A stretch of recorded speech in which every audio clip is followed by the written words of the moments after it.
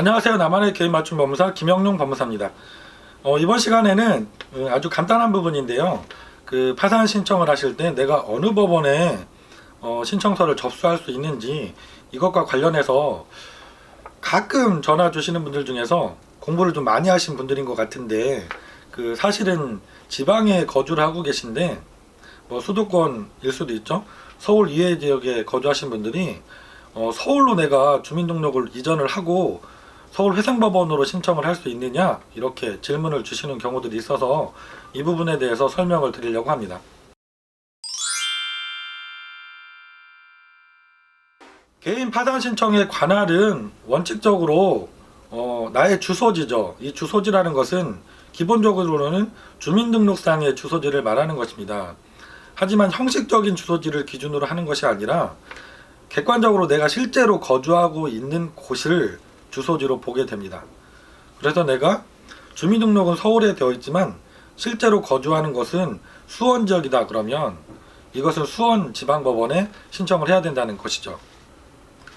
근데 이런 경우가 어떤 데 발생하냐면 처음에 말씀드린 것처럼 이 법원별로 이제는 서류가 좀 통일이 되고 제출 서류도 간소화되었기 때문에 그 편차가 많이 줄어들 것으로 보이지만 예전에 보면 지방법원별로 요청하는 서류들도 많이 다르셨고 절차에 걸리는 시간도 워낙 편차가 심하다 보니까 수월하게 진행된다는 법원 쪽으로 주민등록을 옮기고 이렇게 간편하게 절차를 진행하고자 하셔서 이런 문의들을 주시는 분들이 계셨습니다.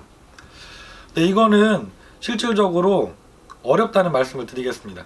특히 서울회생법원 같은 경우는 내가 최근에 지방 쪽에 주민등록이 있던 분이 서울 쪽으로 주소가 이전된 다음에 바로 이렇게 개인 파산 신청이 서울 회생법원으로 접수가 되면 적어도 최근 6개월간의 핸드폰 통화 기록을 통신 기지국을 포함해서 조회해서 내달라고 하십니다. 그래서 실제로 이분이 서울 지역 주민등록이 되어 있는 그 집에서 통화 내역이 있는지 실제로 거주를 했는지 이것을 보시는 것이죠. 그래서 이게 확인이 되지 않는다고 하면 원래 실제로 거주하는 지역 법원으로 사건을 이송하시거나 취하하고 그쪽에 다시 접수하라고 이렇게 보정 권고를 하고 계십니다. 그래서 이 파산 신청 사건의 관할은 내가 실제로 거주하고 있는 그 지역, 나의 생활의 근거지가 되고 있는 그곳이 신청할 수 있는 관할 법원이 됩니다. 그리고 또 한 가지, 그러면은 내가 신청을 하고 나서 이사를 가도 되나요? 이런 것도 질문을 주시는데요. 관할은 내가 파산 신청서를 접수하는 그때를 기준으로 해서 결정을 하게 되어 있습니다. 그러니까 내가 수원에 거주하고 있으면서 수원지방법원에 신청서를 접수했다면 그 이후에 내가 다른 지역, 인천이나 의정부 쪽으로 이사를 가셨더라도 관할이 바뀌지 않고 수원지방법원에서 계속 사건이 진행될 수 있다는 말씀입니다.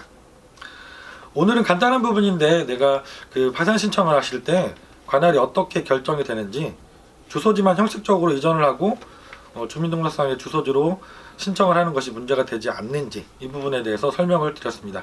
김영룡 법무사였습니다. 감사합니다.